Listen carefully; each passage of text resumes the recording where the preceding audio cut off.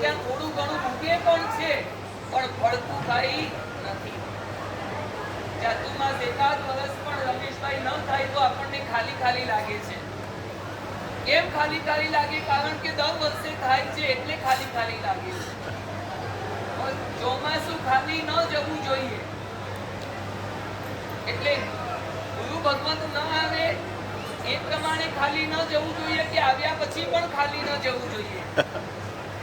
ઘણી વાર તો એવું લાગે છે કે નથી આવતા ને ખાલી જાય છે, એમાં કોઈ આશ્ચર્ય નથી હોતું. પણ ગુરુ ભગવંત આવે પણ છે, વરસે પણ છે, આપણા અંદર થોડું ઉતરે પણ છે, પણ જેવું કઈ ઉગવું જોઈએ, ફળવું જોઈએ એ ફળતું નથી. એ પ્રમાણે પણ કહેવા જઈએ તો ચોમાસું ખાલી જ જાય છે. બોલો ભાયંદરમાં ચોમાસું ખાલી જવાનું છે? ના સર, ના ના, એ ફળવાનું છે. હવે ફળવાના બે ઉપાય હું તમને બતાવી દઉં. શિષ્યએ ગુરુને પૂછ્યું, ગુરુદેવ, ભવ ભ્રમણનું કારણ શું છે? શું પૂછ્યું? ગુરુદેવ, ભવ ભ્રમણનું કારણ શું છે? ગુરુદેવ કહે, બહેરાશ. શું કીધું? આપણે જ્યારે ગુરુને નથી સાંભળતા એટલા જ માટે ભવ ભ્રમણ ચાલુનું ચાલુ જ છે. અમે તમને ઘણી વાર કીધું કે વલગોડામાં પાછળ ચાલવું જોઈએ. કેમ કે પારસભાઈ કેમ તેમ ગયા? ઓકે, અમે તો આ બાજુ બહેરાશ. ગુરુ ઘણી વાર કહેતા હોય છે કે પ્રવચનમાં શાંતિ રાખો. ગુરુ ઘણી વાર કહેતા હોય છે કે જમતા જમતા મૌન રાખો. ગુરુ ઘણી વાર કહેતા હોય છે કે દિવસમાં થોડો ઘણો સ્વાધ્યાય કરો.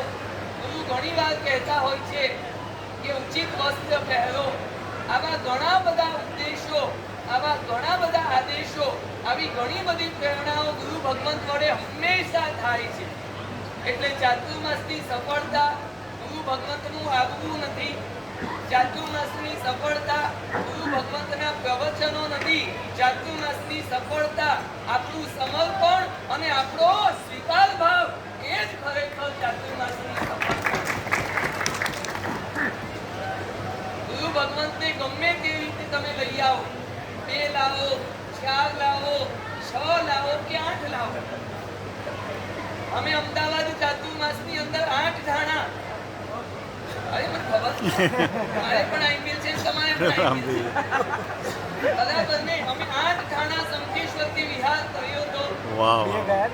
અમદાવાદ રાજનગરમાં પહેલું ચોમાસું કરવા માટે. આ મારું કયું ચોમાસું છે રમેશભાઈ? 26મું.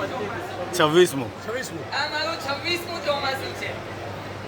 હું તમને પૂછું, અરે બિપિનભાઈ, હવે મારી વારી છે બોલવાનું. આટલી વારથી હું તમને સાંભળતો હતો કે નહીં તો સાંભળતો. હવે તમે મને થોડું સાંભળી લો. બોલો, મારા સંયમ જીવનનું આ 26મું ચોમાસું છે. જયેશભાઈ, મેં 25 ચોમાસા ક્યાં કરીને આવ્યો છું ખબર? અમારે શું લેવા શું દેવા? અમને તો અમારા ચોમાસાથી લેવા ને દેવા. મેં આગામી 25 ચોમાસા ક્યાં કરીને આવ્યો છું. એમાંથી મોટા ભાગના ચોમાસા મારા કોઈક ને કોઈક અનુશાસનમાં કોઈના રહીને જ મેં કર્યા છે. 16 ચોમાસા મેં ગુરુદેવ સાથે મારા થયા છે. 4 ચાતુર્માસ ગચ્છાધિપતિ, વર્તમાન ગચ્છાધિપતિ નિત્યશ્રી મહારાજા જોડે થયા.